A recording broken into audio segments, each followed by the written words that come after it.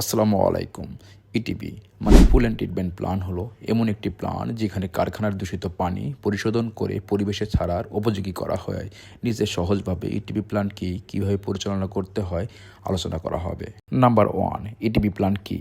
ETP plan হলো এমন একটি সিস্টেম যেখানে কারখানার বর্জ্য পানি বা ওয়েস্ট ওয়াটার বিভিন্ন ধাপে ট্রিটমেন্ট করে পানির গুণগত মান যেমন পিএইচ, বিওডি, সিওডি, এসএস কমিয়ে পানি পরিষ্কার করা হয় যাতে পরিবেশের কোনো ক্ষতি না হয়। ইকুয়ালাইজেশন ট্যাঙ্ক, এখানে পানির ফ্লো বা কনসেন্ট্রেশন সমান করা হয়। এতে ব্লোয়ার দিয়ে পানি মিক্সিং করা হয় যাতে একটা সমরাল কালার নিয়ে আসা হয়।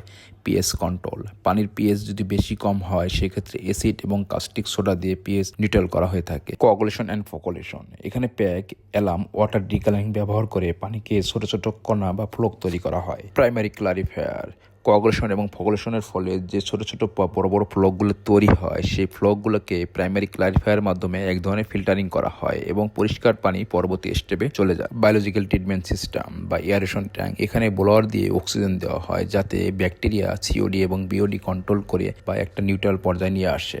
সেকেন্ডারি ক্লারিফায়ার, বায়োলজিক্যাল ট্যাঙ্কে ব্যাকটেরিয়ার মাধ্যমে এক ধরনের বায়োসিলাস তৈরি হয়। সেই বায়োসিলাসটাকে এখানে নিচে সেটেল করা হয় বা এই সিলাসটাকে আবার রিসাইকেল করা হয় বা এখান থেকে পানি পরিষ্কার হয়ে ট্রিটেড ওয়াটার বা আউটলেটে চলে যায়। আউটলেটে যাওয়ার পর পরিষ্কার পানিটি পরিবেশ বা ড্রেনে ছাড়া হয়।